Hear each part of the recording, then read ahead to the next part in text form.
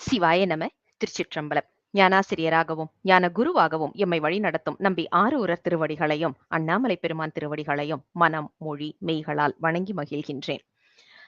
நம்ம பன்முக நோக்கில் 9ஆம் திருமுறை என்ற இந்த அற்புதமான நிகழ்வில் பொய்யிலா மெய்யர்க்கு இனியர் என்ற அற்புதமான ஒரு தலைப்பு. அதாவது இந்த தலைப்பை நாம யோசிச்சு கூட பார்த்திருக்க மாட்டோம்.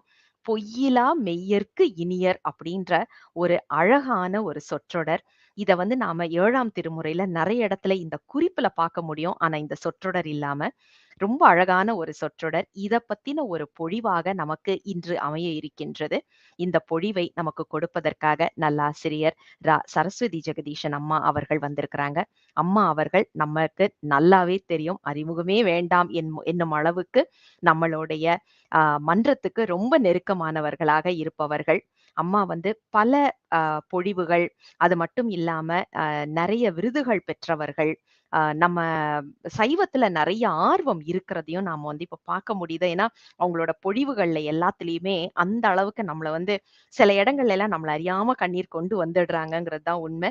இத நாம நெறைய பார்த்துட்டோம், கேட்டுட்டோம். அதனால அம்மாவ பத்தி ரொம்ப அறிமுகம்லாம் இல்லாம நேரடியாகவே அம்மா கிட்ட மேடையை ஒப்படைக்கின்றேன். அம்மா திருச்சிற்றம்பலம். சிவாய நம. திருச்சிற்றம்பலம். பன்முக நோக்கில் 9ஆம் திருமுறை அருமையானதொரு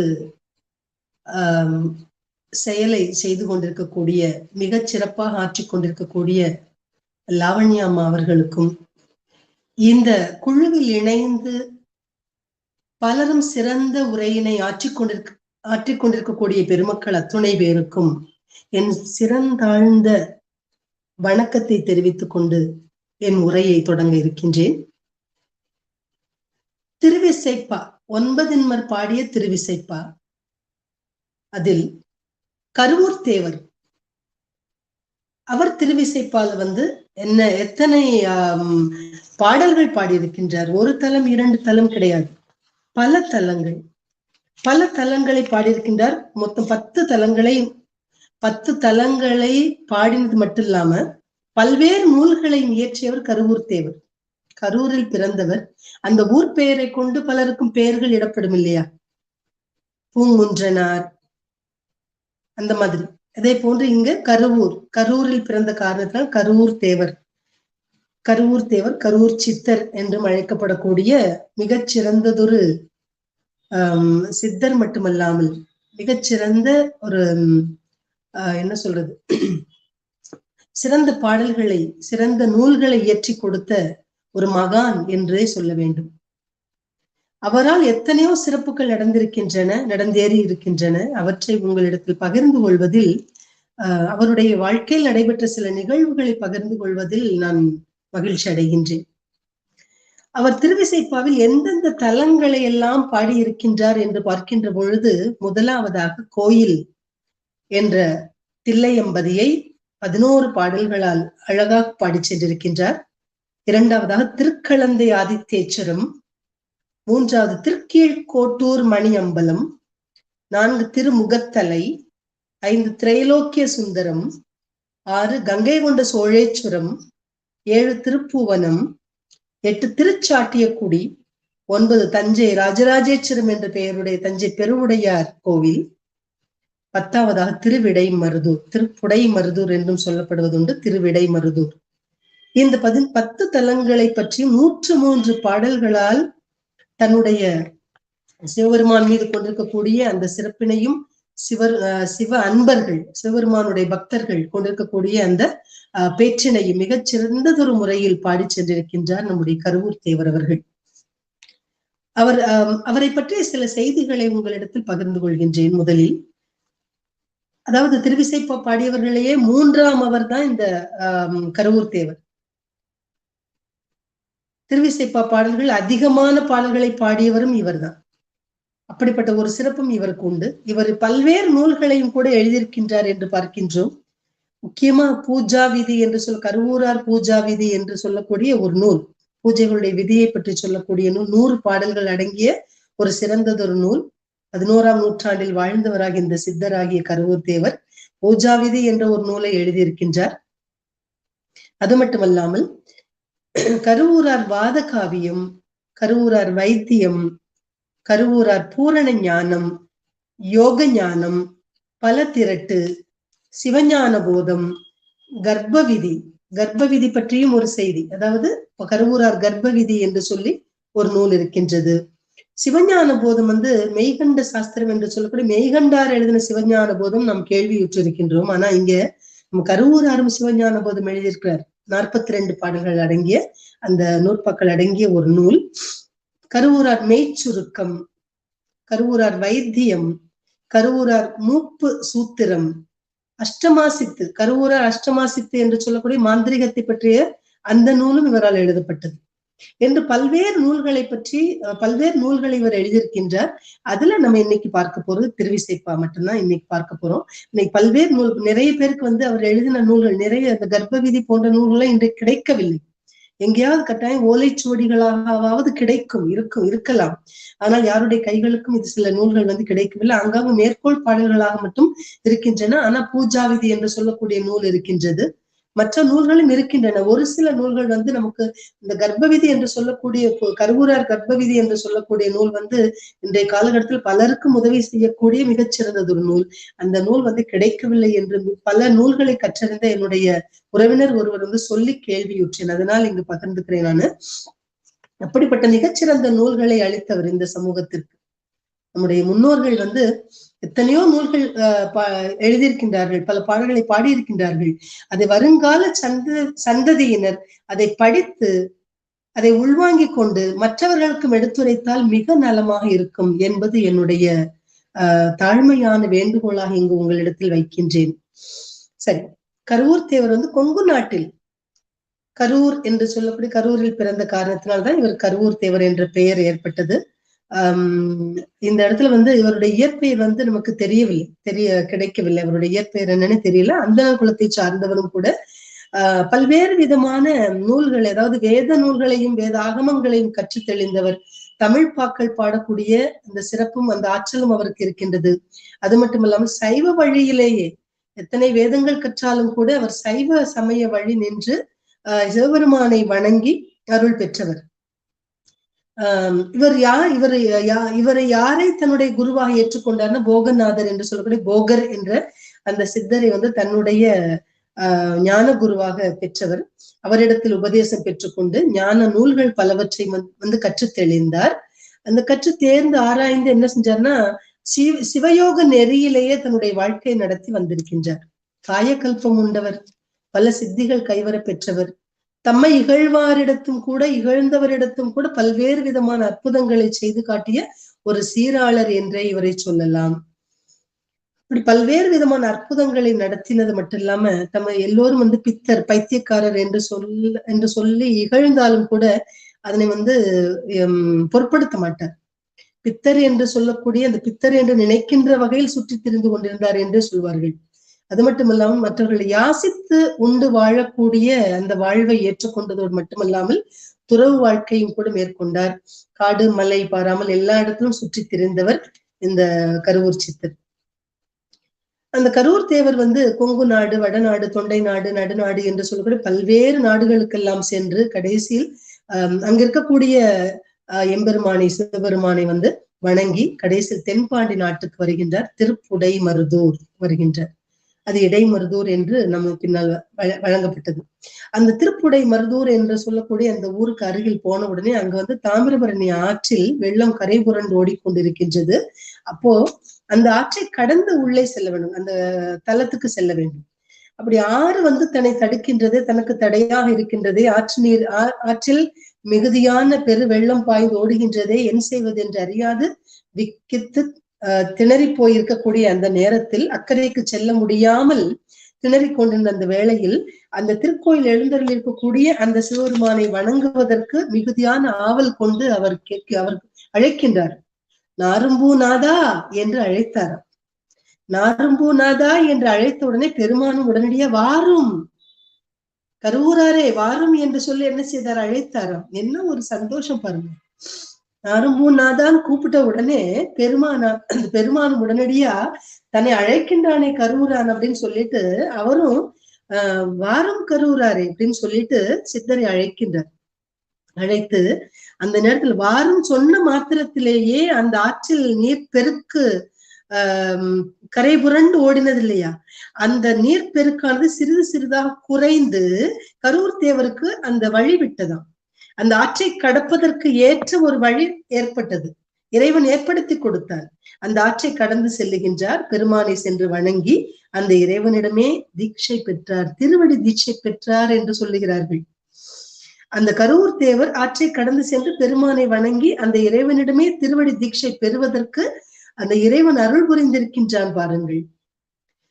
ஸ்ரீவைகுண்டத்தை அடுத்திருக்கக்கூடிய காந்தீஸ்வரம் என்ற தலத்தில் எழுந்திருக்கக்கூடிய பெருமானின் பேரொழியை கண்டு வணங்கி கடைசியில இங்க வந்து முடிச்ச உடனே இந்த இறைவனை நாரும்பூநாதனை வணங்கி முடித்து விட்டு ஸ்ரீவைகுண்டத்துக்கு அடுத்திருக்கக்கூடிய காந்தீஸ்வரம் என்ற தலத்துக்கு செல்லுகின்றார். அங்கும் கடவுளை வணங்கிவிட்டு அவனுடைய பேரொழியை கண்டு வணங்கி மகிழ்ந்து நெல்லைப்பதியை வந்து அடைந்தாராம். நெல்லைப்பதி திருநெல்வேலிக்கு வருகின்றார். அந்த நெல்லைப்பதி வந்து அடைந்த உடனே அந்த நேரத்தில் திருநெல்வேலியில் அந்த காந்திமதி அம்மையும் நெல்லையப்பனும் இருக்கக்கூடிய அந்த இடத்திற்கு வருகின்றார். அந்த தலத்திற்கு வந்தவன் நெல்லையப்பர் எழுந்திருக்கும் அந்த திருக்கோயிலுக்கு சென்று பெருமானை வழிபடுவதற்கு சந்நிதி அடையக்கூடிய அந்த நேரத்துல நெல்லைப்பா எப்படி நாரும்பூநாதா என்று அழைத்தாரோ கரூர் தேவர், அதே மாதிரி இங்க வந்து நெல்லையப்பா அப்படின்னு அழைத்தாராம். அப்படி அழைச்ச உடனே அப்போ நாரும்பூநாதன் வாரும் என்று சொல்லி உடனடியாக பதில் கொடுத்தார். ஆனால் இங்கே நெல்லையப்பர் வந்து அந்த நேரத்தில் நிவேதனம் நடந்து கொண்டிருந்தது. நிவேதன வேலை என்ற காரணத்தினால் உண்டு கொண்டிருக்கின்ற, அதாவது நிவேதனம் படைக்கக்கூடிய அந்த வேளையில் இவர் சென்று நெல்லையப்பா என்று அழைத்த உடனே அவர் வந்து சிறிது கால தாமதமாகிவிட்டது. அந்த தேவனுடைய பெருமையை பலரும் அறிவதற்காக செய்த ஒரு சிறு விளையாட்டு என்றும் கூட கொள்ளலாம் நாம. அதாவது அந்த கரூர் தேவனுடைய பெருமையை பலரும் அறிய செய்வதற்காக சிறிது தாமதிக்கின்றார். எப்படிப்பட்டவன் இந்த கரூர் தேவர் என்று உலகத்தாருக்கு தெரியப்படுத்துவதற்காக அவர் செய்த செயல். அதனால் சிறிது தாமதித்த உடனடியாக கரூர் தேவர் இங்கு கடவுள் இல்லை போலும் என்று சினத்தோடு கூறிவிட்டு, ஈசன் அங்கு எருக்கு இங்கு என்று சொல்லிவிட்டு, இங்கு எருக்கு முளைக்கட்டும், ஈசன் அங்கு இருக்கட்டும் என்று சொல்லிவிட்டு சபிப்பது போல சொல்லிவிட்டு செல்லுகின்றார். அந்த ஆலயத்தை விட்டு அகல்கின்றார். இந்த வெகுண்டு கூறினாரோ இல்லையோ அந்த ஆலயத்தினுள் அத்தனையும் வந்து அந்த ஆலயம் முழுக்க வந்து எருக்கஞ்செடிகளாக வளர ஆரம்பித்து விட்டன. அப்படி எருக்கு நிறைய வளர்ந்து அந்த ஆலயமே பாழாகி விட்டது. இதை அறிந்த ஊரார் அத்துணை பேரும் வந்து இறைவனை வந்து வேண்டி வணங்குகின்றார்கள். நிலைப்பா கடவுளை எம்பெருமானே, என்ன எதனால் இது போன்ற ஒரு நிலை ஏற்பட்டது, தாங்கள் அருள் புரியக்கூடாதா என்று சொல்லி எத்தனையோ விதத்தில் அந்த பக்தர்கள் அத்துணை பேரும் அன்பர்கள் அத்துணை பேரும் வந்து இறைவனிடம் மன்றாடி வேண்டி நிற்கின்றார்கள். இறைவனும் உடனடியாக அங்கு என்ன செய்தார், இதை அறிந்த அந்த ஊர் மக்கள் சொன்ன செய்தியை கேட்ட உடனேயே நெல்லையப்பரும் அவர்களுக்கு இறங்கி என்ன செய்தார், அருள் புரிய வேண்டி அருள் பாலிப்பதற்காக வேண்டி நெல்லையப்பரை விட்டு எங்க கரூர் தேவர் அந்த இடத்தை விட்டு அகன்று கிராமமா சென்று கொண்டிருக்கின்ற நேரத்தில் மானூர் என்ற ஒரு இடம், அந்த இடத்தில் சென்று நெல்லையப்பனாகி இறைவனும் சந்திக்கின்றார். அந்த மானூரில் அவரை சென்று அடைந்து சந்தித்து, தாங்கள் எப்படியாவது நம்முடைய நெல்லையம்பதிக்கு வாருங்கள், அருள் பாலித்து நெல்லையம்பதி வந்து என்னுடைய சந்நிதிக்கு நம்முடைய சந்நிதிக்கு வந்து அருள வேண்டும், தாங்கள் வர வேண்டும் என்று இறைவனே இறங்கி சென்று கேட்டதாக வரலாறு கூறுகின்றது. உடனடியாக கரூர் தேவரும் நெல்லையப்பர் சொன்ன மாதிரி அந்த சந்நிதி வந்து அடைகின்றார். அந்த பெருமானை கண்ணார கண்டு வாயார தொழுது வணங்கி, செந்நெல் இங்கு எருக்கு அங்கு என்று சொல்லுகின்றார். இங்கு செந்நெல் விளையட்டும், இந்த நெல்லையில் திருநெல்வேலியில் சுற்றிலும் நெல் விளையட்டும், அங்கு எருக்கு தேவையில்லாத இடங்கள் எருக்கு முளைக்கட்டும் என்று சொல்லி, இங்கு செந்நெல் இங்கு எருக்கு அங்கு என்று சொல்லிவிட்டு அகலுகின்றார். அதே போல அந்த ஆலயம் முன்னை போன்று முன்னால் எப்படி செழிப்பாக இருந்ததோ அது போன்று செழித்தோங்கி இருந்தது என்று கூறுகின்றார்கள். இப்படி சில நாட்கள் செல்லுகின்றன. தேவர் கடைசியாக திருக்குற்றாலம் வருகின்றார். அங்கு சில ஆண்டுகள் தங்கிவிட்டு பின்னர் பொதிய மலை அடைந்து பொதிய மலையில் அகத்தியரை சென்று சந்தித்து அகத்தியரிடம் அருளாசி பெற்று அங்கும் பல நாட்கள் தங்கி இருந்ததாக கேள்வி. இப்படி இருந்துவிட்டு தஞ்சைக்கு வருகின்றார். தஞ்சையில் தான் அவர் செய்த செயல் எல்லோராலும் போற்றக்கூடிய மிக உயர்ந்த செயல். 20 ஆண்டுகள் ஆட்சி புரிந்த தஞ்சையில் 20 ஆண்டுகள் தன்னுடைய சோழ ராஜ்யத்தை நிர்மாணித்து மிக செம்மையான முறையில் செவ்வனே ஆட்சி புரிந்து வந்த முதல்ல ராஜராஜ சோழன் என்ன செய்தான் அப்படின்னா, தன்னுடைய ஆட்சி காலத்தில் மிகப்பெரிய ஒரு கோயிலை, அதாவது முதல்ல அந்த இடத்துல வந்து திருத்தளிநாதர் முதல்ல ஒரு சிறு கோயில் இருந்தது. அதுக்கப்புறம் தான் அந்த இடத்த வந்து பெரிய ஒரு கோயிலா, தஞ்சை பெருவுடையார் கோயிலாக அதை கட்டினார் என்று சொல்லுகின்றார்கள். அந்த அந்த கோயிலை வந்து எழுப்புகின்ற பொழுது மிகப்பெரிய அந்த தலத்தை எழுப்பினதுக்கு அப்புறம் அந்த சிவலிங்கத்தை வந்து என்ன செய்யணும், அந்த இடத்தில் சிவலிங்கத்தை வந்து பிரதிஷ்டை செய்ய வேண்டும். அந்த சிவலிங்கத்தை பிரதிஷ்டை செய்வதற்காக அஷ்டபந்தன மருந்து சாத்த வேண்டும். அஷ்டபந்தன மருந்து சாத்திதான் என்ன செய்வாங்க, சிவலிங்கத்தை அத நிலைநிறுத்துவார்கள். இறுகாமல் அந்த லிங்கம் வந்து பீഠத்தோடு ஒட்ட வேண்டும், இறுக பிடிக்க வேண்டும். அந்த அஷ்டபந்தன மருந்து நல்லா இழகாமல் இறுகினால்தான் அது வந்து ஒட்டிக்கொள்ளும். அந்த இறுகாமல் இழகிக்கொண்டே இருந்தது. என்ன செய்வது என்று அறியாமல் மன்னன் வந்து தத்தளித்துக் கொண்டிருக்கின்றார். அந்த நேரத்துல என்ன செய்வது என்று அறியாமல் திகைத்து போயிருந்த அந்த வேளையில், அப்போ கரூர் சித்தரை வந்து யார் அழைத்தது அப்படின்னா, போகநாதர் வந்து தன்னுடைய மனதால் சிந்தித்து அவரை அழைக்கவும் செய்கின்றார், அழைத்து வர சொல்லுகின்றார். மருந்து பலமுறை சாத்தியும் கூட அந்த மருந்து இறுகாமல் இருக்கின்றது என்று நினைத்து வருத்தம் கொண்டிருக்கக்கூடிய வேளையில் இந்த செய்தியானது அறிந்தவர் போகநாதர் பொதியமலையில் இருக்கக்கூடிய கருவூர். அந்த நேரத்தில் தான் அகத்தியரை சந்திப்பதற்கு கருவூர் தேவர் அங்கு குற்றாலம் சென்றுவிட்டு பொதியமலைக்கு சென்றிருந்தார். அந்த பொதியமலையிலிருந்து இங்கு உடனடியாக வரும்படியாக செய்தி அனுப்புகின்றார் போகநாதர். கருவூர் தேவரை உடனடியாக அழைத்து வாருங்கள் என்று சொல்லி, தஞ்சை பதிக்கு உடனடியாக வர வேண்டும் என்று சொல்லி ஆணையிடுகின்றார். அந்த குரு ஆணையிட்ட உடனே அந்த குருவினுடைய ஆணைக்கு இணங்கி என்ன செய்கின்றார், விரைந்தோடி வருகின்றார். விரைந்து வந்து தஞ்சை மன்னனையும் குருவையும் வணங்கிவிட்டு அந்த இறைவனுடைய எம்பெருமானுடைய சிவபெருமானுடைய திருவருளும் போகநாதருடைய குருவருளும் ஒன்று சேர்ந்து அந்த கருவூர் தேவர் வந்து அந்த இடத்தில் அந்த பீடத்தில் சரியான முறையில் அந்த சிவலிங்கம் வந்து இறுகுவதற்கான செயலை செய்கின்றார். அது என்ன செயல் செய்தால், இங்கு ஒரு பிரம்ம ராட்சஸ் இருக்கின்றது, அதுதான் இந்த செயலை செய்ய விடாமல் தடுக்கின்றது என்று சொல்லி தான் வாயில் குதப்பிக் கொண்டிருந்த அந்த அந்த எச்சிலை வந்து உமிழ்கின்றார். அந்த ராட்சஸை பார்த்து, பிரம்ம ராட்சஸை பார்த்து உமிழ்ந்த உடனே அது எரிந்து சாம்பலாகி விடுகின்றது. அதற்கப்புறம் இந்த அந்த செயலானது செவ்வனே நடைபெற்றது என்று சொல்லுகின்றார்கள். நாம நினைப்போம் இது வந்து அமங்கலமான ஒரு செயலாச்சு அப்படின்னு சொல்லிட்டு. ஆனா அங்க பிரம்ம ராட்சஸ் இருந்தது, இவர் சித்தர்ன்றதுனாலையும் அங்கிருந்த பிரம்ம ராட்சஸை ஒழிப்பதற்காக இந்த செயலை செய்தார் என்று பார்க்கின்ற பொழுது எல்லாமே சரியாகத்தான் இருக்கும். எம்பெருமானே அதை ஏற்றுக்கொள்ளுகின்ற பொழுது நாம் எல்லாம் எம்மாத்திரம் என்றுதான் கொள்ள வேண்டும். அப்படி அந்த குருவருளும் இறைவனுடைய திருவருளும் போகநாதருடைய அந்த குருவருளும் ஒன்று சேர்ந்து அந்த கருவூர் தேவர் என்ன செய்தார், அந்த அஷ்டபந்தன மருந்தை சரியான முறையில் இருக்கும்படி செய்து அந்த செயல் நிறைவு பெறும் வகையில், நல்லபடியாக முடியும் வகையில் தன்னுடைய செயலை அவ்விடத்தில் வைத்தார். தன்னுடைய அரிய பெரிய செயலை ஆற்றினார் இந்த கருவூர் தேவர் என்பதற்கு இது ஒரு சான்று. இதெல்லாமே வந்து கருவூர் தேவர் எத்தன்மையர் என்று உலகத்தாருக்கு தெரியப்படுத்துவதற்காக செய்த சிறு சிறு விளையாடுகள். இப்படி எத்தனையோ திருவிளையாடுகளை நடத்தினவன் சிவபெருமான். அப்படி இருக்கின்ற பொழுது நம்முடைய கருவூர் தேவர் செய்த செயலை, அவர் எப்படிப்பட்ட சித்த மகான், எப்படிப்பட்ட சித்தர் என்பதை இந்த உலகத்துக்கு தெரியப்படுத்துவதற்காக மிக அருமையான முறையில் ஒவ்வொரு நெல்லையப்பரும் சரி, நாரும்பூநாதனும் சரி, இங்கு தஞ்சை பெருவுடையானாக இருக்கக்கூடிய இந்த எம்பெருமானும் சரி, அத்துணை பேரும் அவருக்கு அருள் பாலித்திருக்கின்றார்கள். அந்த அருளாசியை முழுமையாக பெற்றதினால்தான் பல்வேறு செயல்களை, நல்ல அரிய பெரிய காரியங்களை செய்திருக்கின்றார் கருவூர் தேவர். சரி, இந்த கருவூரார் என்ற இந்த சித்தரனுடைய பெற்றோர் வந்து என்ன பணி ஆற்றினார்கள் அப்படின்னு பார்க்கும்போது, ஊர் ஊரா போயிட்டு ஆங்காங்க இருக்கக்கூடிய திருக்கோயில்களுக்கெல்லாம் பஞ்சலோக சிலைகளை செய்து கொடுக்கக்கூடிய பணி அவர்களுடைய பணி. அப்படி பஞ்சலோக சிலைகளை செய்து செப்பனிட்டு கொடுப்பதும், புது சிலைகளை வார்த்து கொடுப்பதும் அவர்களுடைய தொழிலாக இருந்திருக்கின்றது. அப்படிதான் அவங்களுடைய பிழைப்பை நடத்தி வந்திருக்கின்றார்கள். இந்த செய்தியை வந்து அகத்திய முனிவரே தன்னுடைய 12,000 என்று சொல்லக்கூடிய ஒரு பெருநூல் காவியம், அதுல 4வது காண்டத்தில் 452வது பாடல்ல இந்த செய்தியை சொல்றார்.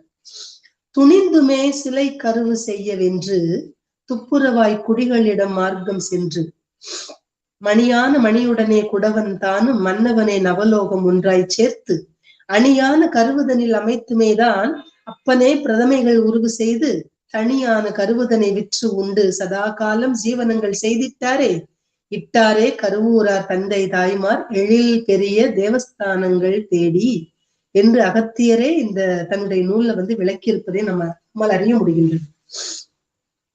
பிற நூல்களிலும் கூட இந்த கருவூரார் செம்பு பித்தளை போன்ற உலோகங்களை கொண்டு தொழில் செய்யக்கூடிய குலத்தை சேர்ந்தவர் என்று அந்த மற்ற நூல்களிலிருந்தும் அந்த செய்தி நமக்கு தெரிய வருகின்றது.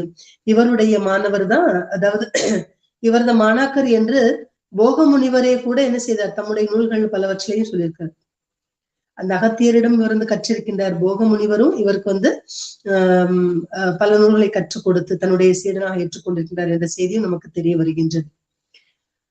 அது மட்டும் இல்லாம இந்த போகர் தன்னுடைய கருவூராரை தன்னுடைய சீடராக ஏற்றுக்கொண்டவுடன் சொன்ன செய்தி என்னன்னா, கருவூராரே உன் குலதெய்வம் அம்பாள் தான், தினந்தோறும் நீ போய் அவளை வழிபட்டு வா அப்படின்னு சொன்னாராம்.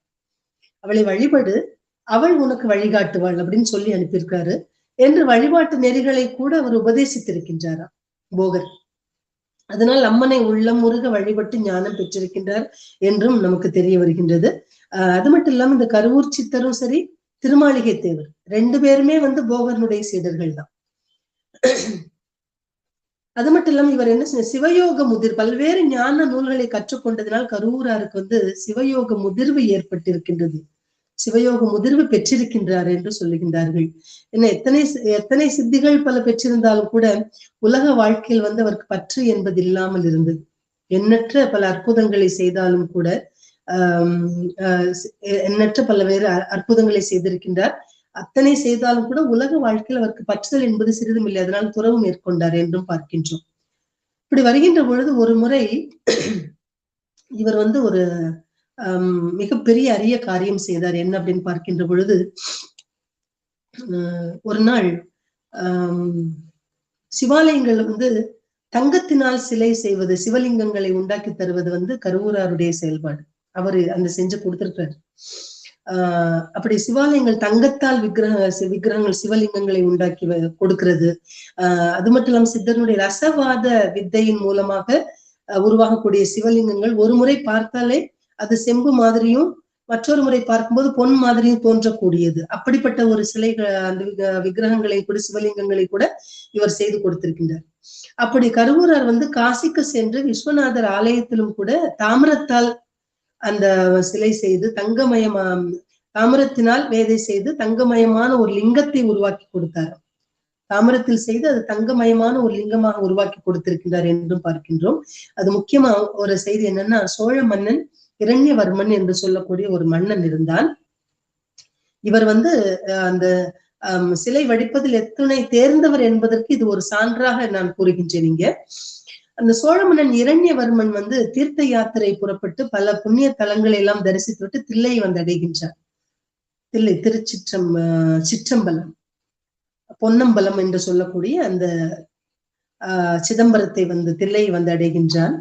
இந்த சிற்றம்பலத்தினுடைய குளம், திருக்குளமாகிய சிவகங்கை தீர்த்தம், அந்த தீர்த்தத்தில் நீராடி கொண்டிருக்கின்ற பொழுது தண்ணீருக்குள் நீராடுகின்றான். அந்த தீர்த்தத்துள் நீராட சென்ற அந்த இரண்யவர்மன் உள்ளே மூழ்கி எழுந்திருக்க இல்லையா, ஒவ்வொரு முறையும் மூழ்கி எழுந்திருக்கும் பொழுது அவனுக்கு வித்தியாசமான ஒரு குரல் கேட்டது. என்ன அப்படின்னு சொன்னா, என்ன ஒலி கேட்டது அப்படின்னு பார்க்கும்போது, அவன் சிவகங்கை தீர்த்தத்தில் நீராடுகின்ற பொழுது தண்ணீருக்குள் மூழ்கி வெளியே வரும்போது தண்ணீருக்குள் ஒரு ஓம்கார நாதம் ஒலித்ததாக அவனுடைய காதுகள் கேட்கின்றது. ஒரு ஓம்கார நாதம் ஒலித்தது. அரசனுக்கு ஆச்சரியம் தாழவில்லை. உடனடியா தண்ணீரை விட்டு வெளியே வந்துட்ட உடனே அந்த நாதம் கேட்கல. மறுபடியும் தண்ணீருக்குள் மூழ்குகின்றான் இரண்யவர்மன். நீரில் மூழ்கும் பொழுது அந்த ஒலி கேட்கின்றது. மறுபடியும் வெளியே எழுந்திருக்கும் போது கேட்கவில்லை. அந்த ஓம்கார ஒலி தெளிவா கேட்டது. என்ன ஒரு அதிசயம் அப்படின்னு சொல்லிட்டு மறுபடியும் மூழ்குகின்றான், கண்களை திறக்கின்றான். அது மட்டும் இல்லாம அங்க ஆடல் வல்லவனாகிய பொன்னம்பலத்தானின் நடராஜனுடைய அற்புத நடனமும் கூடவே அவனுக்கு தெரிய வருகின்றது. அற்புத நடனமும் கூடவே ஓம்கார ஒலியும் ரெண்டுமே சேர்ந்து யாருக்கு கிடைக்கும் இந்த பேரு? அந்த ஓம்கார நாதத்தோடு அந்த இறைவனுடைய அந்த நடனமும் கூட, திரு நடனமும் அவனுடைய கண்களுக்கு தெரிகின்றது. அரசர் வியப்பில் ஆழ்ந்து போய் என்ன செய்தார்னா, மீண்டும் மீண்டும் நீரினுள் மூழ்கி அந்த நடனத்தையும் ஓங்கார ஓசையும் கேட்டுக்கொண்டே இருக்கின்றார். ஏன்னா இது இந்த பேர் வந்து திரும்ப கிடைக்காது. திரும்ப திரும்ப அந்த காட்சியையும் அந்த ஓசையும் வந்து கேட்க கண்களும் அவனுடைய காதுகள் வந்து எப்படி ஒரு பேற்றை பெற்றிருக்கின்றன பாருங்கள். அப்படி சந்தோஷத்துல தான் கண்ட காட்சி உடனடியா வந்து என்ன செய்யறாருன்னா அழகான ஓவியமாக வரைகின்றார். தான் அனுபவித்த அந்த அற்புதமான இன்பத்தை உலகத்தில் இருக்கக்கூடிய அத்துணை பேருக்கும் எல்லோருமே கண்டு அனுபவிக்கக்கூடிய விதத்துல அனுபவிக்க ஒரு வழியை யோசிக்கின்றான். கடைசியில் வந்து தான் கண்ட வடிவத்தை மிகவும் தூய்மையான ஒரு சொக்க தங்கத்தில் விக்கிரகம் ஒரு சிலையாக வடித்து விக்கிரகமாக செய்து பொன்னம்பலத்தில் எல்லோரும் தரிசனம் செய்யும்படியாக அமைக்க வேண்டும் என்று முடிவு செய்தார். அதான் நாம் இப்போ இன்றைக்கும் நாம் தரிசனம் செய்யக்கூடிய அந்த பொன்னம்பலவாணன் அவன்தான். அந்த திருவுருவத்தை தான் செய்யும்படியாக கட்டளையிடுகின்றான் மன்னன். எல்லோருமே தரிசனம் பண்ணணும். தான் கண்ட காட்சியை எல்லோரும் காணணும். நான் பெற்ற பேரு இந்த உலகத்தில் பெற வேண்டும் இல்லையா?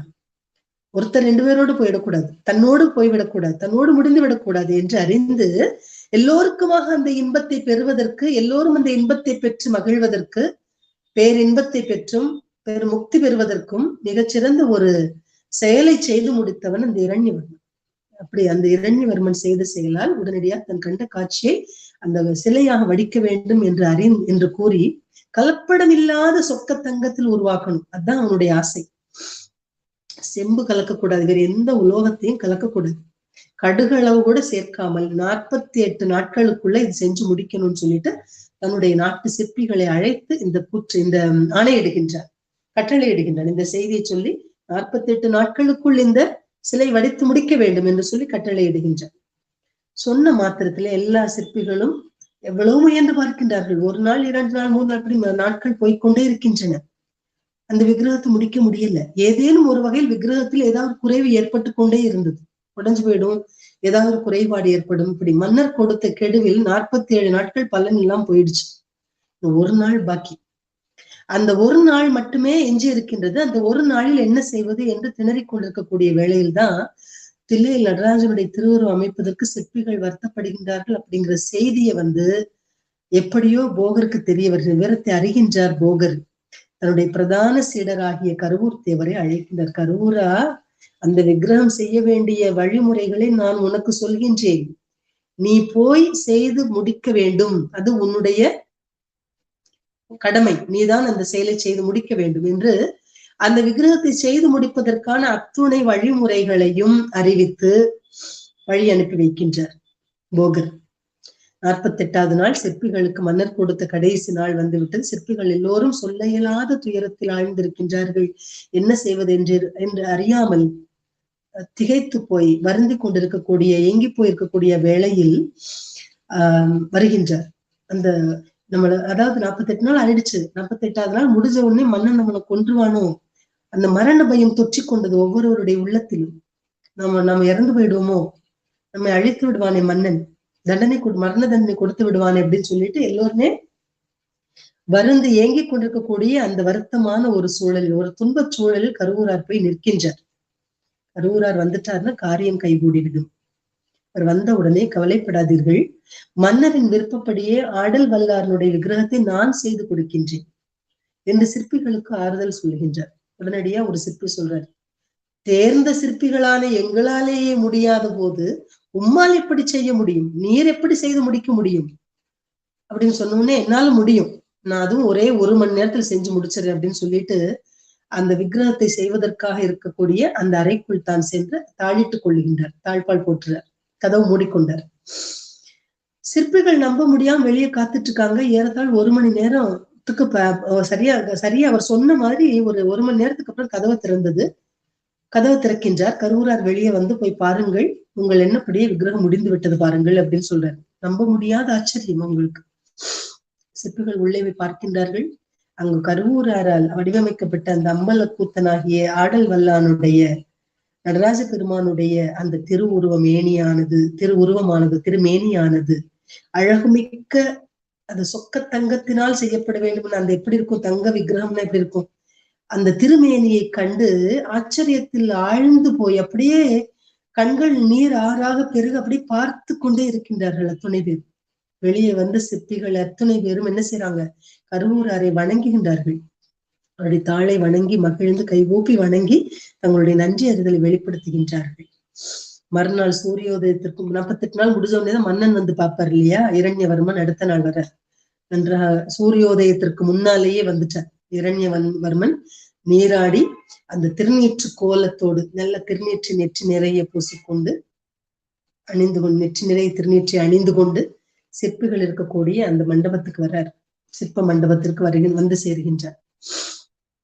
அங்கிருந்த நடராஜர் சிலையினுடைய அற்புத அழகில் அப்படியே மயங்கி போயிரு. என்ன பார்த்தாலும் அந்த அற்புத அழகில் மயங்கி சிலையினுடைய ஒளியில் அவருடைய கண்ணே கூசினது. அப்படிங்கிற மாதிரி, இறைவா நீ இங்கு எழுந்தருளிய கோலம்தான் என்னே என்று ஆச்சரியத்தில் அப்படியே வியந்து சொல்றார். என்ன ஒரு ஆச்சரியம், நீ இங்க வந்து இந்த காட்சி எனக்கு கொடுத்திருக்கே அப்படின்னு சொல்லிட்டு வியந்து பார்க்கின்றார்.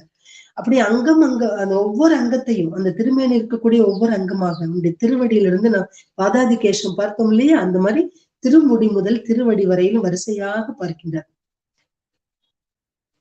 இது வந்து கேசாதி பாதம்ன்றது. திருமுடி முதல் திருவடி கேசாதி பாதம், பாதாதிகேசம் என்பது திருவடி முதல் திருமுடி வரை.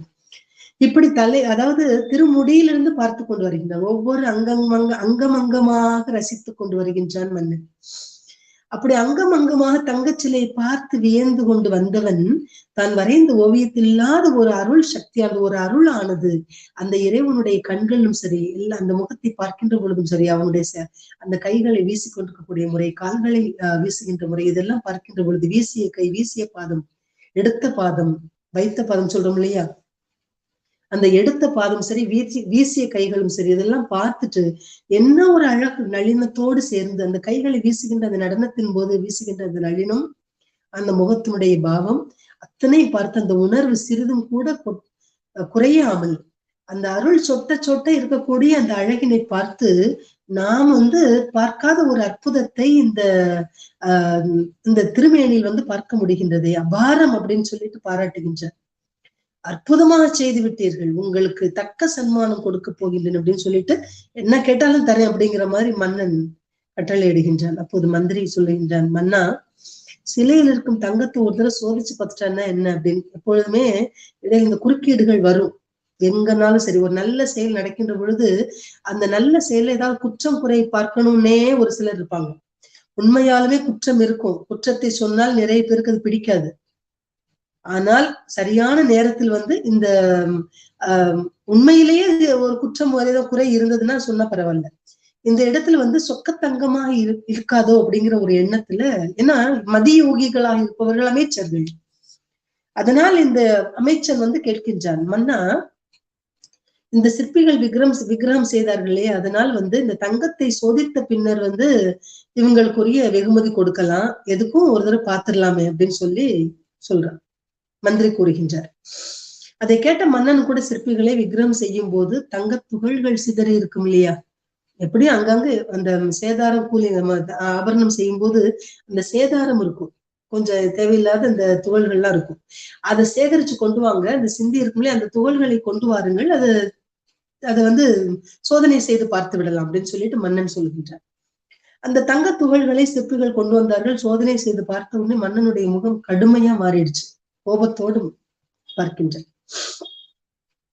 அந்த சுத்தமான தங்கத்தில் செய்ய வேண்டும் என்று சொல்லித்தானே நான் உங்களை நியமித்தேன், அப்படி இருக்கின்ற பொழுது சிறிது செம்பை கலந்து விட்டீர்களே, எனக்கு நம்பிக்கை மோசடி செய்து விட்டீர்கள் அப்படின்னு சொல்லிட்டு மன்னன் கடுமையாக சாடின உடனே அப்போ சிற்பிகள் பயந்து நடுங்கி, நாங்கள் எவ்வளவோ முயற்சி செய்து அந்த சிலையை செய்ய முடியல, கடைசியில தான் இத வந்து இந்த அம்பலவர் அதாவது நம்முடைய பொன்னம்பலவாணனுடைய அடியவர் ஒருவர் தான் வந்து இந்த சிலையை செய்து கொடுத்திருக்கின்ற, செயலை செய்து முடித்திருக்கின்றார், இந்த சிலையை செய்து முடித்திருக்கின்றார் என்றும், சிலையை செயல் இரண்டும், அந்த சிலையை அற்புதமாக வடித்து கொடுத்தவர் இவர்தான் அப்படின்னு சொல்லிட்டு அந்த அம்பலவாணனுடைய அடியவர் தான் செஞ்சு கொடுத்தாருன்னு சொன்னோடனே, அடியார் செய்தாரா, அவரை இழுத்து வாருங்கள் அப்படின்னு சொல்லி கூப்பிடுறாரு. வரார். வந்த உடனே கருவூராரை மேலும் கீழுமா பார்த்துட்டு நீங்க யார் என்னன்னு கேட்ட உடனே, அப்போ இவரை சிறையில் தள்ளுங்கள், நாளை தண்டனை இவருக்கு வழங்குகிறேன் அப்படின்னு சொல்லிட்டு அவரை சிறையில் அடைக்க சொல்லுகின்றார்கள். அந்த சிலையுடன் அரண்மனை அடைகின்றார் மன்னர். அந்த விக்கிரகத்தை ஒரு பீடத்தில் வைத்து அதையே உற்று பார்த்து கொண்டிருக்கக்கூடிய மன்னன், அவனுடைய கண்கள் இருந்து கண்ணீர் ததும்பிக் கொண்டிருந்தது. திடீர் என்று அவருக்கு முன்னால் போகர் சித்தர் தோன்றுகின்றார். அது மட்டும் இல்லாம அவருக்கு பின்னால் நிறைய தங்க மூட்டைகள், பொன் அதிகமா வச்சிருக்கக்கூடிய மூட்டைகள் வச்சுட்டு ஒரு 5 சீடர்கள் நின்று கொண்டிருக்கிறார்கள். அந்த சீடர்கிட்ட வந்து ஒரு தராசு ஒன்றும் இருந்தது. திடீரென்று அவர்கள் பார்த்ததுன்னே மன்னனுக்கு ஒன்னும் புரியல, எதுக்கா இங்க வந்து நிக்கிறாங்க அப்படின்னு சொல்லிட்டு. அப்புறம் போகர் சொல்றாரு, மன்னா நீ சிறைச்சாலையில் அடைத்து வைத்திருக்கின்றாயே, அவன் என்னுடைய சீடர், என்னுடைய மாணவன்.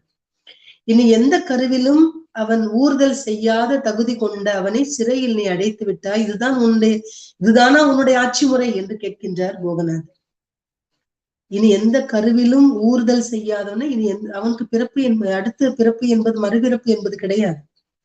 மீண்டும் அவன் முக்தி அடையக்கூடியவன். அதனாலதான் மீண்டும் எந்த கருவிலும் ஊர்தல் செய்யாத தகுதி கொண்ட அவனை சிறையில் அடைத்து விட்டாயே என்று சொல்லுகின்றார். அப்படி சொன்ன உடனே இதான உன்னுடைய ஆட்சி முறைன்னு சொன்ன உடனே சுத்த தங்கத்துல சிலையை செய்ய சொன்னா இவர் வந்து உங்களுடைய மாணவன் வந்து செம்பினை கலந்திருக்கின்றாரே, அதற்காகத்தான் இந்த தண்டனைன்னு சொன்னாலும் கூட சுத்த தங்கத்தில் விக்கிரகம் செய்ய முடியாது அப்படின்னு சொல்லிட்டு மன்னன்டே சொல்றாரு, செய்ய முடியாது. அதனால்தான் செம்பை கலக்க சொன்னேன், நான் தான் அந்த செய்தியை சொல்லி அனுப்பினேன். அப்படி செய்ததற்கு இன்னொரு காரணம் இருக்கின்றது, நன்றாக கேள்வி. தூய்மையான சொக்கத்தங்கத்தில் அந்த விக்கிரகத்தை வடித்தோம், திருமேனியை செய்தோம் என்று சொன்னால் அதிலிருந்து கிளம்பக்கூடிய ஒளி இருக்குது இல்லையா, பேரொளி இருக்குது இல்லையா, அந்த ஒளியானது பார்ப்பவர்களுடைய கண்களை நாளாக அந்த ஒளியை இறைவனுடைய விக்கிரகத்திலிருந்து வரக்கூடிய அந்த ஒளியானது பார்ப்பவருடைய கண்களை நாளாக நாளாக குருடாக்கி விடக்கூடியது. இது அறிவியல் உண்மை. இந்த உண்மை உனக்கு தெரியாது. அதனால்தான் என் மாணவன் கருவூரானிடம் சொல்லி சிறிதளவு செம்பினை சேர்த்தது மட்டுமல்லாம் பலவிதமான மூலிகை சாறுகளையும் சேர்த்து விக்கிரகமாக இந்த திருமேனியை செய்திருக்கின்றான் அப்படின்னு சொல்லிட்டு அது சரி போனது போட்டும், நீ எவ்வளவு தங்கம் கொடுத்தியோ அதுக்கு பதிலாக இந்த மாற்று தங்கத்தை வாங்கிக்கோ அப்படின்னு சொல்லிட்டு தங்கத்தை கொட்ட சொல்லி சீடர்கள்ட்ட கூறின உடனே அவர்களும் தங்கத்தை கொடுக்கின்றார்கள். அப்பதான் மன்னன் வந்து திடுக்கிட்டு போகனுடைய காலில் வீழ்ந்து வணங்கி மன்னிப்பு கோரி என்னை விட்டு விடுங்கள், நான் தெரியாது செய்து விட்டேன் என்று சொல்லி மன்னிப்பு கேட்கின்றார். இந்த மாதிரி மிகச்சிறந்த அற்புதமான அந்த பொன்னம்பலவாணனை சிறந்த சிலையாக வடித்து எடுப்பதற்கு உதவி புரிந்தவர் நம்முடைய கருவூர் தேவர். இந்த செய்திகள் எல்லாம் தெரியாமல் நம்ம என்ன செய்ய முடியும்? ராஜராஜேஸ்வரம் என்று சொன்னால் அந்த விக்கிரகமானது இறைவனுடைய சிவலிங்க திருமேனியானது எப்படி அந்த பீடத்தில் அமர்ந்ததற்கு யார் காரணமாக இருந்திருக்கின்றார்? கோயில் என்று சொல்லக்கூடிய தில்லையம்பதியை பாடிய பொழுது அந்த தில்லையம்பதியை பாடுவதற்கு இருக்கக்கூடிய அந்த தில்லையம்பதியில் கோயில் கொண்டிருக்கக்கூடிய நடராஜ பெருமானை யார் வடித்து கொடுத்தது? இந்த செய்திகள் எல்லாம் தெரியாமல் நாம் கருவூராரை பார்க்க போனோம் என்று சொன்னால் அது சிறப்பாக இருக்காது என்பது என்னுடைய எண்ணம் என்பதனால் இந்த செய்திகளை உங்களிடத்தில் பகிர்ந்து கொண்டு நான் சொல்ல வந்த இந்த கருத்துக்கு வருகின்றேன்.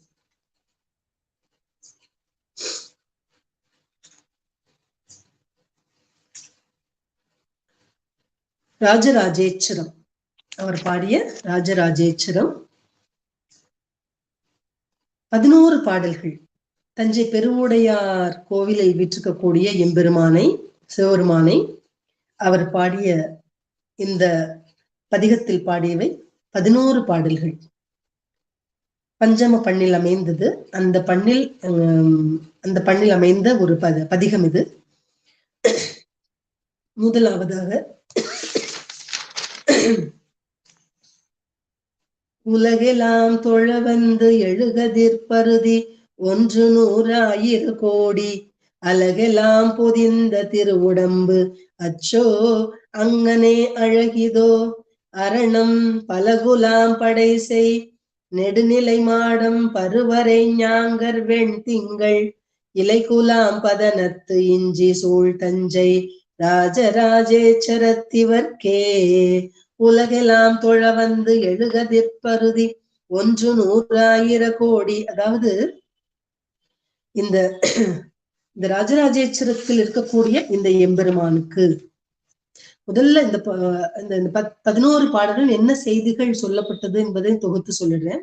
முதல் பாடல்ல வந்து அந்த கோயில் அந்த திருக்கோயிலில் அந்த தஞ்சை பெருவுடையான் என்று சொல்லக்கூடிய இறைவன் அந்த ராஜராஜேஸ்வரத்தில் எழுந்தருள் இருக்கக்கூடிய அந்த திருமேனி எப்படிப்பட்டதாக இருக்கின்றது? பேரொளி உடைய திருமேனி, மிக பேரொளி உடையதாக. எப்படி எந்த மாதிரி அப்படின்னு சொல்லும்போது பல்வேறு ஒளிக்கதிர்களை உடைய உலகோர் அனைவரும் வணங்கும்படியான பல்வேறு ஒளிக்கதிர்களை உடைய பல 100,000 கோடி சூரியன் ஒன்று சேர்ந்து ஒளிபரப்பினால் எப்படி இருக்குமோ அந்த ஒளி பரப்பி திரண்டது போன்ற ஒரு மிகச்சிறந்த பேரொளி மயமாக இருக்கக்கூடியது அவனுடைய திருமேனி என்று முதல் பாடலில் கூறுகின்றார். இரண்டாவது பாடல் இறைவனுடைய அந்த நடனம் ஆடுகின்ற பொழுது அவனுடைய ஓசை, அந்த சிலம்பினுடைய ஓசை இருக்கு இல்லையா, அந்த சிலம்பொலி என்னுடைய அந்த சிலம்பு இறைவன் ஆடுகின்ற அந்த நடனத்தினுடைய சிலம்பொலியானது இறைவன் நடனம் ஆடுகின்ற பொழுது எழக்கூடிய அந்த சிலம்பொலி என்னுடைய இல்லத்திற்குள் புகுந்து என் இல்லம் முழுவதையும் ஆட்கொண்டது மட்டுமல்லாமல் என் நெஞ்சுக்குள்ளும் புகுந்தது. என் நெஞ்சுள் புகுந்த அந்த ஒலியானது இனி எங்கு வெளியே செல்ல முடியும்?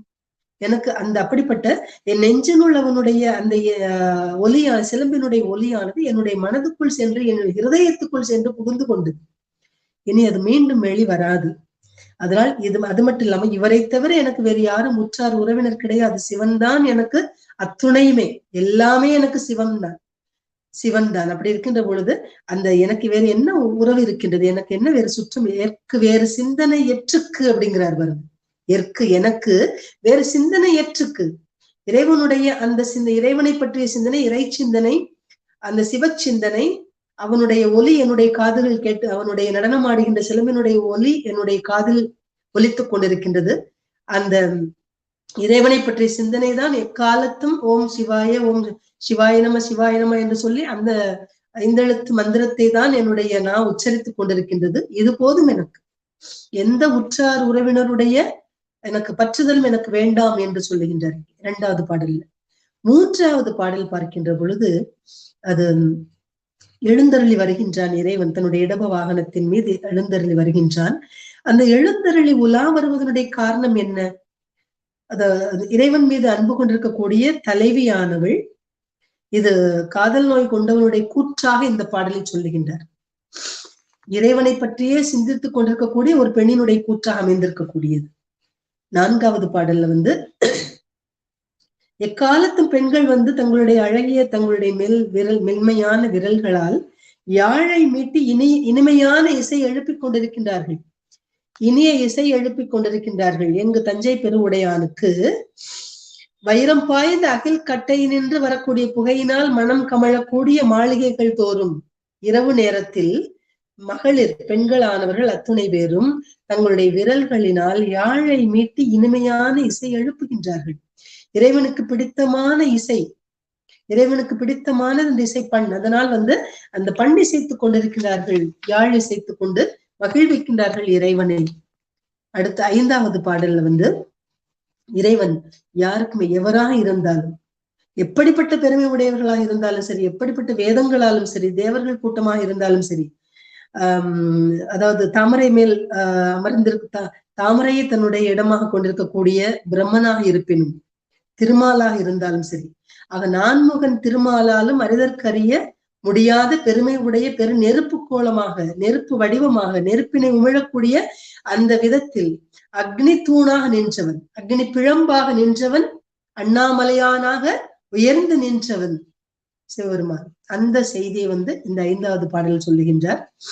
6வது பாடல்ல அவனுடைய அந்த இனிமையான குரலை உடைய அந்த பெண்ணை மையல் கொள்ள செய்வது என்ன காரணத்தினால்? நீ எவ்வளவு அழகா உன்னுடைய அந்த இறைவனுடைய திருவுருவத்தை சொல்லி இப்படிப்பட்ட அழகுடையவனாகிய நீ அந்த பெண்ணை மையல் கொள்ள செய்வது என்ன காரணத்தினால்? அந்த மையல் கொள்ள செய்வதனுடைய காரணம் என்ன என்று வினவுவது போன்று அடுத்த பாடல் 6வது பாடல் அமைந்திருக்கின்றது. இந்த 5 பாடல் வரைக்கும் இன்றைக்கு பார்க்கலாம். அடுத்த பகுதியில் 2வது பகுதியில் தஞ்சை ராஜராஜேஸ்வரத்தை பற்றி 2வது பகுதியில் பார்க்கின்ற பொழுது அந்த செய்திகள் உங்களிடத்தில் பகிர்ந்து கொள்கின்றேன்.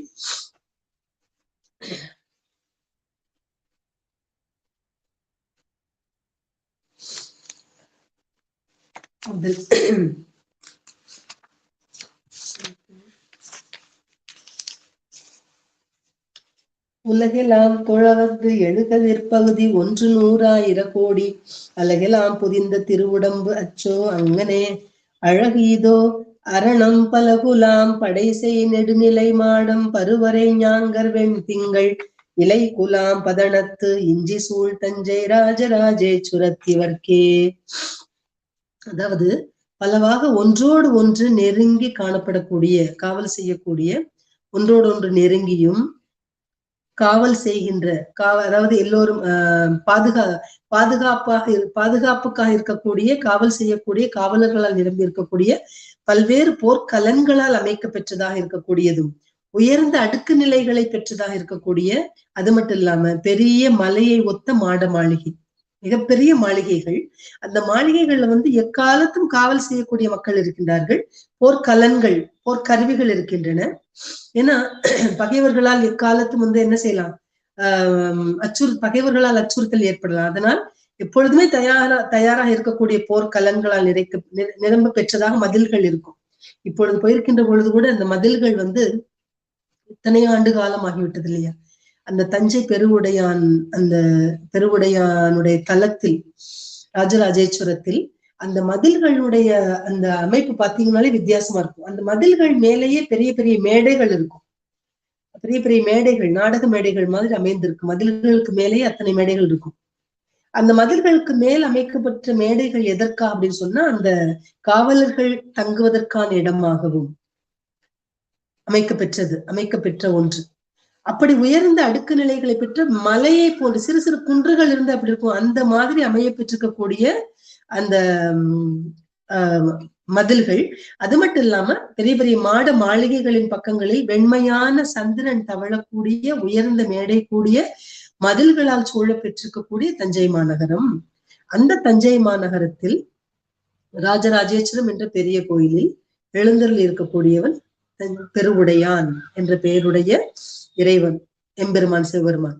அந்த பெருவுடையாரை உலகோர் அனைவரும் வணங்கும்படி பல்வேறு விதமான ஒளிக்கதிர்களை உடைய பல 100,000 கோடி சூரியன் ஒன்று சேர்ந்து திரண்டால் எப்படி இருக்குமோ அது போன்று மிகப்பெரிய மிகுந்த பேரொளி ரூபமாக இருக்கக்கூடியது அந்த இறைவனுடைய பெருவுடையானுடைய திருமேனி. அந்த அவ்வளவு உயரமா இருக்கும், 8 அடி உயரம் நினைக்கிறேன் அந்த திருமேனி. அந்த 8 அடி திருமேனியினுடைய அதுக்கு அபிஷேகம் பண்றதுன்னா யோசித்து பாருங்கள். அங்க இருக்கக்கூடிய தீட்சிதர்கள் என்ன செய்வாங்க யோசிச்சு பாருங்க. மேல ஏறி அதற்கென்று சில படிக்கட்டுகள்லாம் அமைத்து செம்மையான முறையில் அபிஷேக ஆராதனைகள் நடக்கும். அதெல்லாம் பார்ப்பதற்கு கண்கோடி வேண்டும், காண கண்கோடி வேண்டும் என்று சொல்வார்கள் இல்லையா? அந்த மாதிரி அப்படி திருமேனியானது மிக அழகாக இருக்கின்றது. அந்த திருமேனியினுடைய அழகை கண்டு வியந்து போற்றுகின்றார் இங்கே கருவூரார். அந்த அடுக்கு நிலைகளை உடைய பெரிய மலையை ஒத்த மாளிகைகள், அந்த மாளிகைகள் மதில்கள், அந்த மாளிகையினுடைய மதில்கள் எப்படி இருக்கும், அப்படியெல்லாம் மாளிகைகள் நிரம்பி இருக்கக்கூடியதாகிய அந்த தஞ்சை மாநகரில் பெருவுடையானுக்கு எழுப்ப பெற்ற ஒரு திருத்தலத்தில், அந்த திருத்தலத்தில் இறைவனுடைய திருமேனி எப்படி ஒளி பெற்று திகழ்கின்றது என்பதை அடுத்தடுத்து அந்த படிப்படியாக அதை வர்ணித்து பாடுகின்றார் கருவூரர். அந்த திருமேனியினுடைய அழகில் சொக்கி இருக்கக்கூடியவர்கள். இந்த இறைவனானவன் எப்படிப்பட்டவன் சொன்னா அதுல பாடுவார் ஒரு இடத்தில் சொல்லுகின்ற பொழுது, கருமேகங்களுக்கு இடையில் சூரியன் மறைந்திருக்கும், அது மாதிரி வஞ்சக மனத்துடையோருக்கு இறைவன் தென்பட மாட்டார். எப்படி சூரியனானது வெளிப்படுமோ அந்த கார்மேகம் உடையவர்களுக்கு, ஆமா கார்மேகத்துக்கிடையே மறைந்திருக்கக்கூடிய சூரியன் போன்று வஞ்சக மனத்தை உடையவர்களுக்கு, வஞ்சகத்தை மனத்தில் இடமாக கொண்டிருந்தவர்களுக்கு காட்சி தர மாட்டான், மறைந்திருப்பான். எப்பொழுதுமே இறைவன், அதாவது அழகிய திருவடி ஒளியில், இறைவனுடைய திருவடி ஒளியிலேயே தங்களுடைய மனத்தை தாங்கள் சரணாகதி அடைந்தால் மட்டும்தான் அந்த இறைவன் அவர்களுக்கு இனியனாக இருப்பான். அந்த பொய்யர்களுக்கு காட்சி தர மாட்டான்.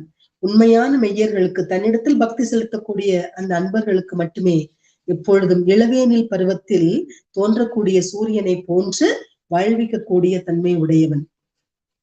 இளவேனில் காலத்தில் தோன்றக்கூடிய சூரியனை ஒத்த அந்த அன்பினை வெளிப்படுத்தக்கூடியவன், சூரியனை போன்று வாழ்விக்கக்கூடியவன், தன்னுடைய பக்தர்களை வாழ்விக்கக்கூடிய தன்மை உடையவனாக இருப்பான்.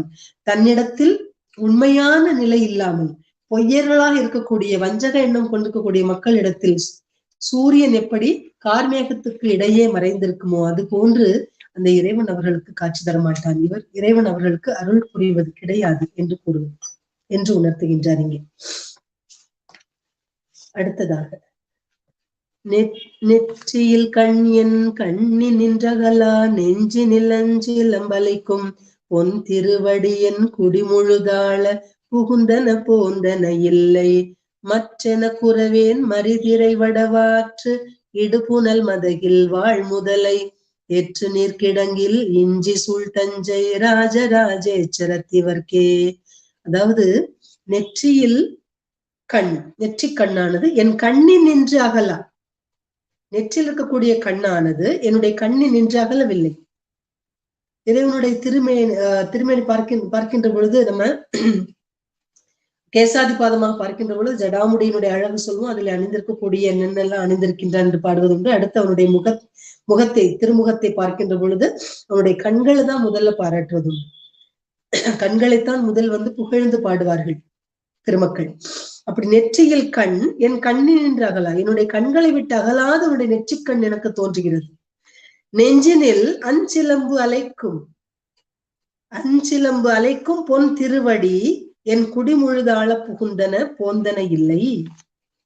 நெற்றியில் கண் என் கண்ணில் நின்று அகலவில்லை. நெஞ்சினில் அஞ்சிலம்பு அலைக்கும் பொன் திருவடி என் குடிமுழுதாள. அதாவது அலைக்கழிக்கக்கூடிய என்னுடைய மனதில் அதாவது எக்காலத்தும் அலைக்கழிப்புக்கு உள்ளாக்குவது நம்முடைய மனசு. ஒரு இடத்துல நிக்காது. அப்படிப்பட்ட என்னுடைய மனசுல சிலம்பு ஒலிக்கக்கூடிய அழகான சிலம்புகள் ஒலிக்கக்கூடிய உன்னுடைய பொன் திருவடியானது என் குடி முழுது என்னுடைய இல்லத்தில் முழுவதுமாக என்னுடைய இல்லத்திற்கு என் இல்லம் முழுவதையும் ஆட்கொள்ளும்படியா என்ன செய்திருக்கின்றான்? இறைவனுடைய அந்த திருவடி சிலம்பு ஒலியானது என் இல்லம் முழுவதையும் ஆட்கொள்ளும் பொருட்டு உள்ளே புகுந்து என் நெஞ்சினுள்ளும் புகுந்து கொண்டது என்று சொல்லுகின்றார். என் மனத்தினுள்ளும் புகுந்து கொண்டன அந்த இசையானது புகுந்து கொண்டது. என் மனதிலிருந்து அகற்ற முடியவில்லை. அந்த ஓசையானது, அந்த இனிய ஓசையானது என்னுடைய மனத்தினின்றும் அகன்று செல்லாது. அது புகுந்து விட்டது, மீண்டும் வெளியே செல்லாது, மீண்டும் வெளியே வரவில்லை. அதனால் இவரை தவிர வேறு ஒருவர் எனக்கு எதற்கு என்று கேட்கின்றார். மற்ற எனக்கு உறவு ஏன் மரிதிரை வடவாற்று இடுபுனல் மதகில் வாழ் முதலை எற்று நீர் கிடங்கில் இஞ்சி சூழ் தஞ்சை ராஜராஜேச்சரத்திவர்க்கே. வட ஆறுன்னு சொல்லிட்டு வடபுறத்தில் இருக்கக்கூடிய வடவாறு என்பது தஞ்சை மாநகரத்தினுடைய வடக்கில் செல்லக்கூடிய ஆறு, வடபுறத்தில் ஓடக்கூடிய ஆறு வடவாறு. அந்த வடவாற்று நீரில் வடவாற்று நீரில் செல்லக்கூடிய அந்த மதகில் முதலைகள் வாழ்கின்றன. அந்த முதலைகள் எற்றுதல் அப்படி சொல்ல வாரி எரிகின்ற நீரானது, வாரி எரிகின்ற நீரை கொண்டது அகழிகள்.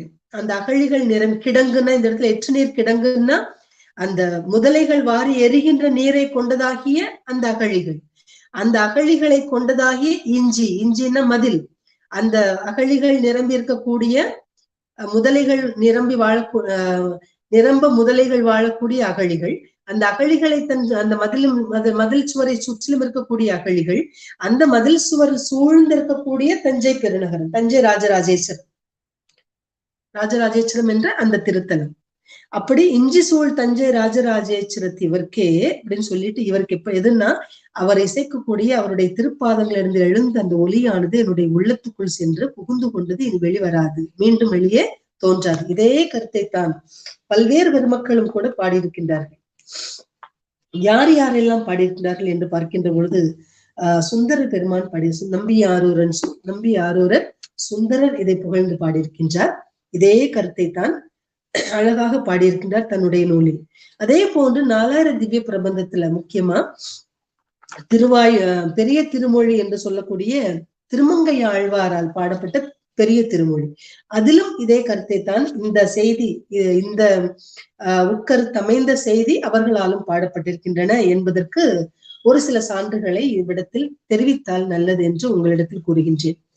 நம்பி ஆரூரர் சுந்தரர் 21வது பதிகத்தில் திருக்கச்சி மேற்றளி என்று சொல்லக்கூடிய அந்த திருப்பதியை பாடுகின்ற பொழுது, தொண்டை நாட்டு பதியை பாடுகின்ற பொழுது அவர் பாடுகின்ற நொந்தா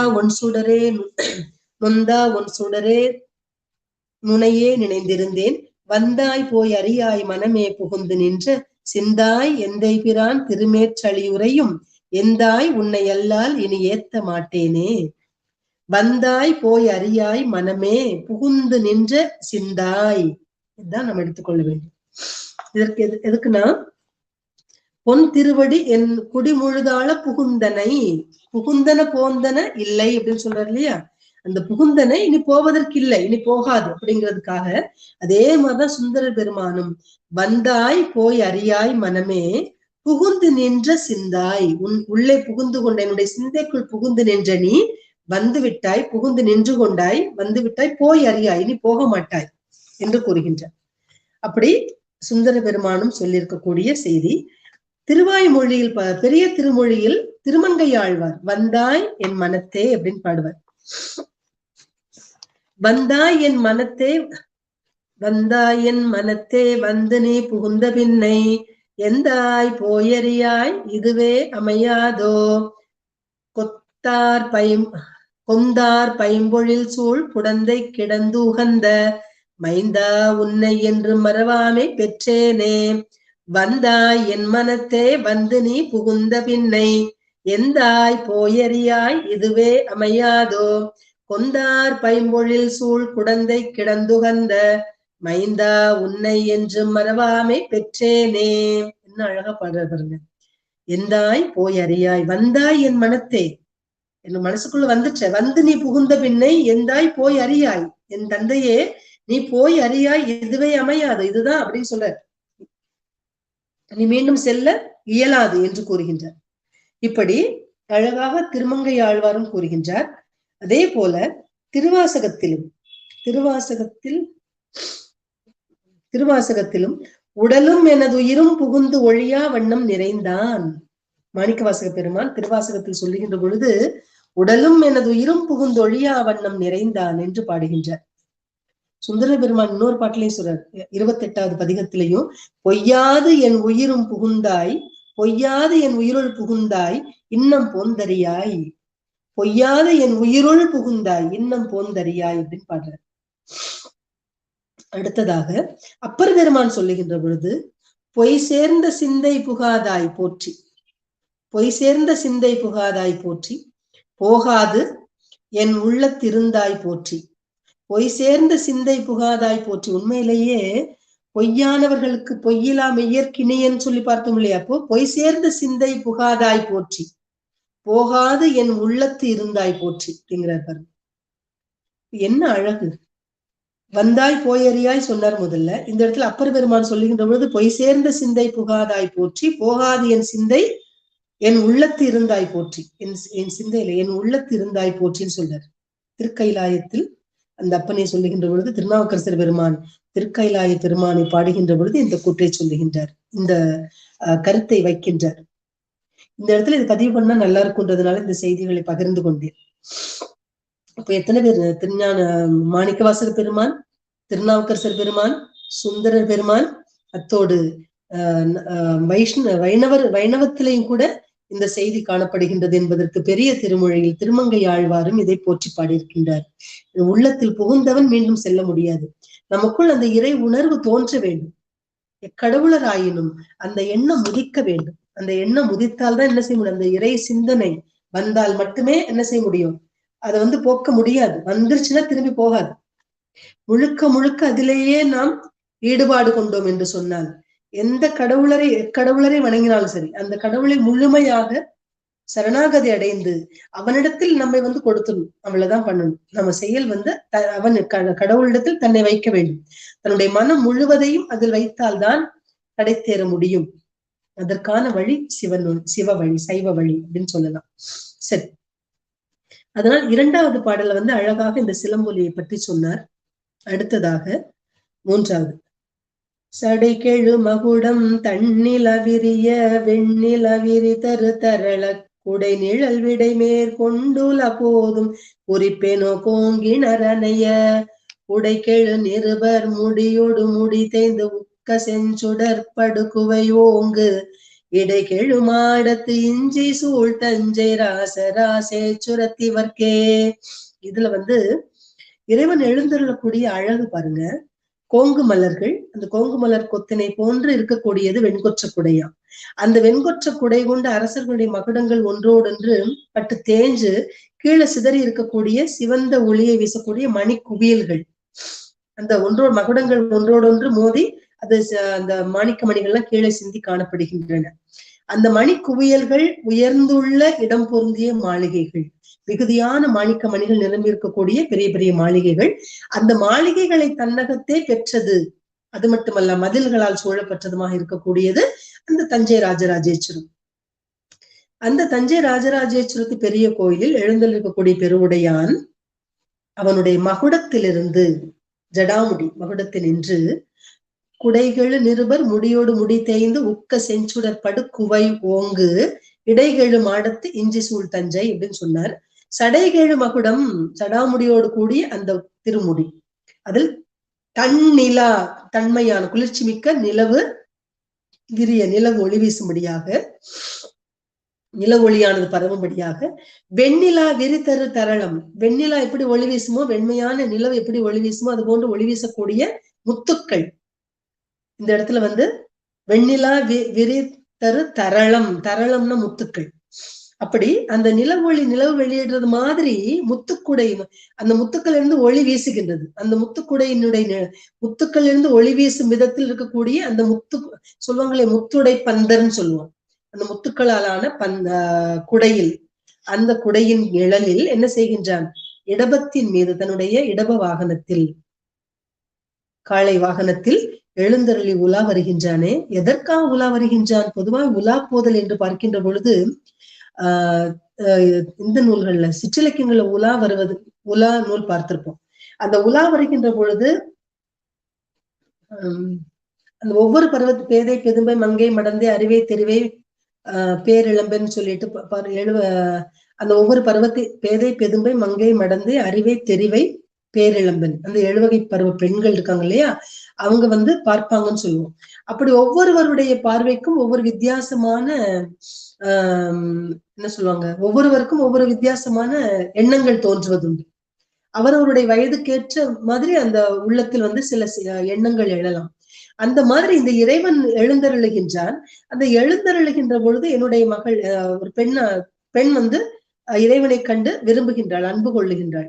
இந்த பாடல் இறைவன்பால் அன்பு கொண்டிருக்கக்கூடிய அந்த காதல் நோய் கொண்டவளுடைய கூற்றாக இந்த கூற்றை எடுத்துரைக்கின்றார் கருவூர் தேவர். அப்படி அவள் இந்த உலா வருவதனுடைய காரணம் என்ன, எதனால் இவர் உலா வருகின்றார் அப்படின்னு வினாவோடு முடிக்கின்றார். அடுத்த பாடல், வாழியம் போதத்து அருகு பாய்விடயம் வரிசையின் விளக்கலின் அடுத்த சூழலம் பளிங்கின் பாசலராதி சுடர்வேடு மண்டலம் பொலிய காள் அகில் கமழும் மாளிகை மகளிர் கங்குல் வயங்குலி கெழும யாழ் ஒலி சிலம்பும் இஞ்சி சூழ் தஞ்சை ராசராசேச்சுரத்திவர்க்கே. வாழி அம்போதத்து அருகு பாய்விடயம் வரிசையின் விளக்கலின் அடுத்த சூழல் அம்பளிங்கின் பாசலராதி சுடர்விடு மண்டலம் பொலிய காழகில் கமழும் மாளிகை மகளிர் கங்குல் வயங்குலி கெழும யாழ் ஒலி சிலம்பும் இஞ்சி சூழ் தஞ்சை ராசராசேச்சுரத்திவர்க்கே. இங்க மிக உயர்ந்து விளங்கக்கூடிய அந்த மேகத்தை தொடக்கூடிய அளவுக்கு இருக்கக்கூடிய மதில்கள், அந்த மதில்கள் சூழ்ந்திருக்கக்கூடிய மதில்கள் மேல் அமைந்திருக்கக்கூடிய காளைகள் இடபங்கள் இடபத்தினுடைய உருவம் அங்க மதில்கள் மேல இருக்கும். அந்த காளை வாகனம் இருக்கு இல்லையா, அந்த காளை வாகனத்தை, அந்த காளையினுடைய உருவம், அந்த இடபத்தை உடையதாகிய மதில்கள், அந்த மதில்கள் மேல் அமைந்திருக்கக்கூடிய இடபத்தை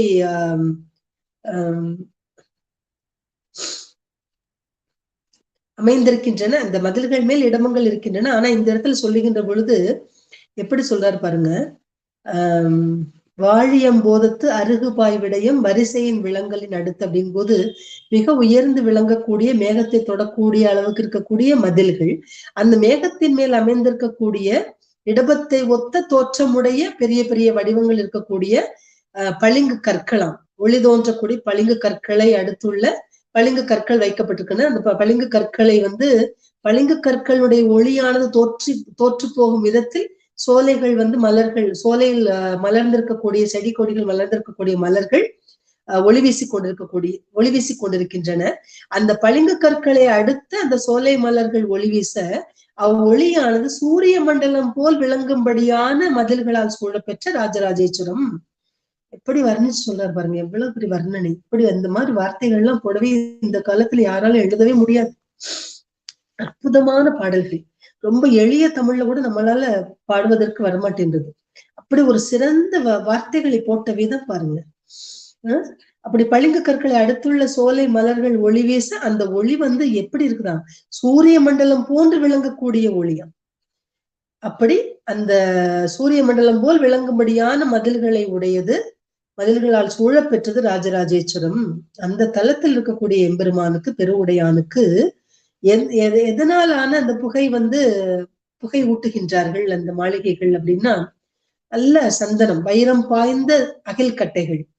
அந்த வைரம் பாய்ந்த அகில் கட்டைகளை என்ன செய்யறாங்க, அகில் கட்டைகள்ல வரக்கூடிய புகை, அந்த புகையினை அந்த புகையினை மனம் கமழக்கூடிய அந்த புகையினை மாளிகைகள் தோறும் இடுகின்றார்கள். அப்படி அகில் புகையினால் வரக்கூடிய அந்த மனம் கமழக்கூடிய மாளிகைகள் தோறும் இரவு நேரத்தில் பெண்கள் அனைவரும் தங்களுடைய விரல்களால், அழகான மென்மையான விரல்களால் யாழை மீட்டி இசைக்கின்றார்கள், இசை எழுப்புகின்றார்கள். அப்படிப்பட்டதொரு அழகானதொரு காட்சி.